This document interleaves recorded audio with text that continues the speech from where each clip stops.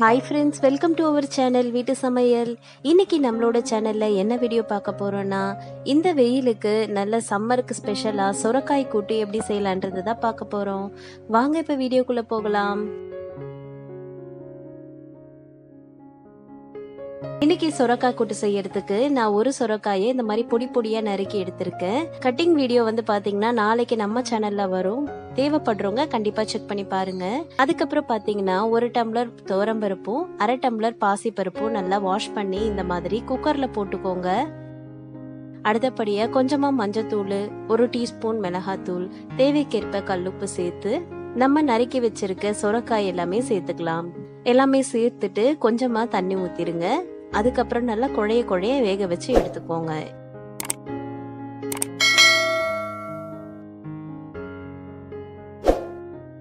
இந்த மாதிரி இப்ப நல்லா சொரக்காய் எல்லாமே வெந்துருச்சு. இது ஓரமா வச்சிடலாம். அடுத்தபடியா ஒரு வாணல்ல எண்ணெய் நல்லா சூடானதும் நம்ம கொஞ்சமா கடுகு, வெங்காயம், தக்காளி எல்லாமே சேர்த்து வதக்கிக்கோங்க. இது கூடவே ஒரு 4 பல்லு பூண்டு சேர்த்து வதக்கி எடுத்துக்கோங்க. கொஞ்ச நேரம் நல்லா வதங்கிட்டோம். ரொம்ப வதங்க வேண்டாம், கொஞ்ச நேரம் ஓரளவுக்கு வதங்கினாலே போதும்.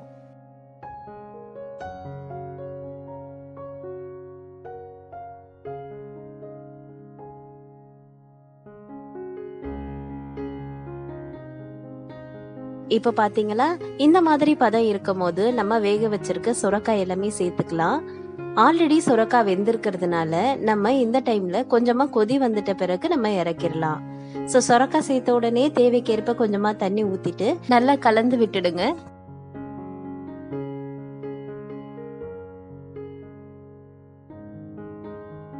ஒரு 5 நிமிஷம் நல்லா கொதிக்கட்டும். இப்ப நல்லா கொதிக்க ஆரம்பிச்சிருச்சு. அவ்வளவுதான், நம்மளோட சொரக்காய் கூட்டு சூப்பரா ரெடி ஆயிடுச்சு. இந்த கூட்டு பாத்தீங்கன்னா நம்ம வெள்ளை சாதத்து கூட வச்சு சாப்பிடலாம்.